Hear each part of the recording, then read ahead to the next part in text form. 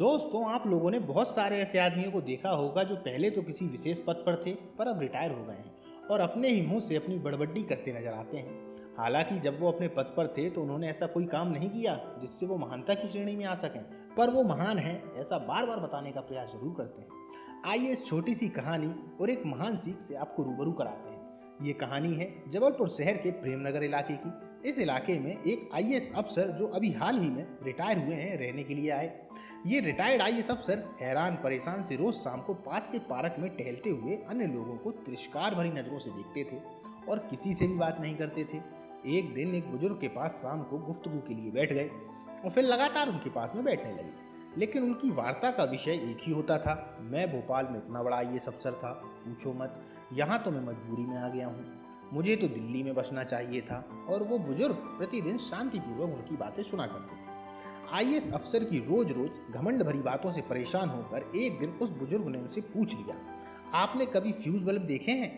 Bulb के fuse हो जाने के बाद क्या कोई देखता है कि बल्ब किस कंपनी का बना हुआ था, या कितने वाट का था, या उससे कितनी रोशनी होती थी? बुजुर्ग ने कहा कि बल्ब के फ्यूज हो जाने के बाद इनमें से कोई भी बात बिल्कुल मायने नहीं रखती। लोग ऐसे बल्ब को कबाड़ में डाल देते हैं। मैं सही कह रहा हूँ कि नहीं?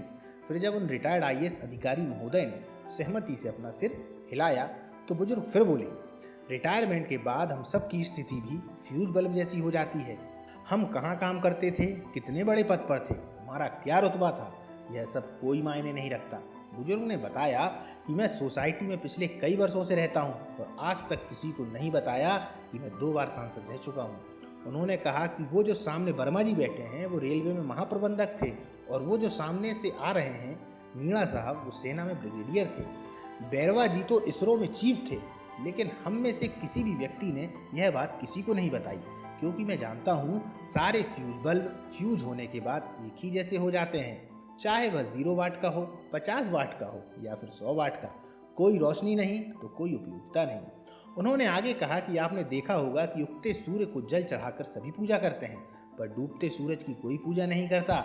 लेकिन कुछ लोग अपने पद को लेकर इतने बहम में होते हैं कि रिटायरमेंट के बाद भी उनसे अपने अच्छे दिन भुलाए नहीं भूलते। वे अपने घर के आगे नेम प्लेट लगाते हैं, retired IAS, retired IPS, retired PCS, retired जज। बुजुर्ग ने कहा कि माना कि आप बहुत बड़े अफसर थे, बहुत काबिल भी थे, पूरे महकमे में आपकी तूती बोलती थी, पर अब क्या?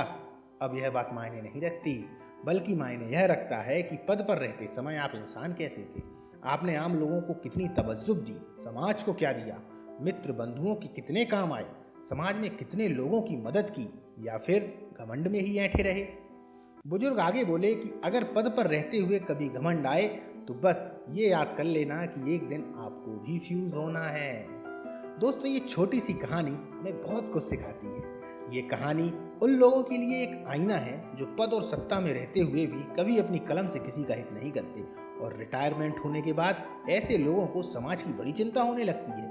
अभी भी वक्त है, हाँ, इस बात को सुनिए, चिंतन करिए और समाज की यथासंभव मदद कीजिए।